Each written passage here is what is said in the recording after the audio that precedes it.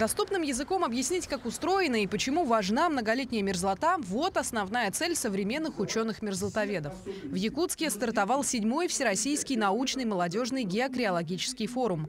В рамках трехдневной конференции запланированы доклады не только отечественных исследователей, но и ученых из стран СНГ.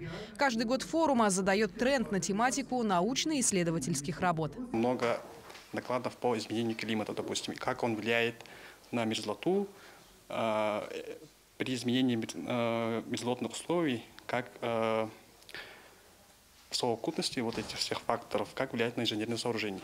Например, 203-й микрорайон в Якутске вызывает большой интерес в изучении климата. Жилые дома и постройки, расположенные в этой территории города, возведены таким образом, что здесь возможно строительство домов на основе стеклопластиковых опор. Стеклопластиковые опоры не корродируют.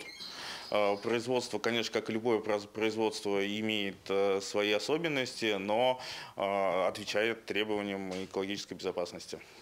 Впрочем, такие перспективные изыскания у многих коллег в научном сообществе вызывают сомнения.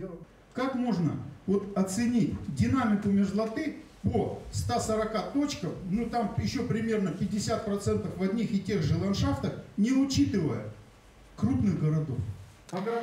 Помимо очных докладов, на которых разгораются самые жаркие и нешуточные споры, в коридорах Института мерзлотоведения также представлена и постерная сессия. Это доклады, собранные не только со всей страны, но и ученых стран зарубежья, которые также рассказывают о изучении мерзлотоведения. После докладов уже в начале июля ученые отправятся в полевые условия, где путем эвристического и эмпирического методов они будут изучать изменения климата, вести динамику мерзлоты на местах, а также проведут обширное исследование, связанное с образованием булгуняхов в нашей республике. И представьте себе, всех этих масштабных исследований могло вовсе не состояться, если бы не шахта Шергина. Расположенная на территории Якутска, она дала начало изучению криолитозоны на территории нашего региона. Здесь было доказано существование вечной, уже многолетней мерзлоты, которая имеет огромное значение для нашей республики. Надежда Саханская, Семен Афанасьев, Якутск.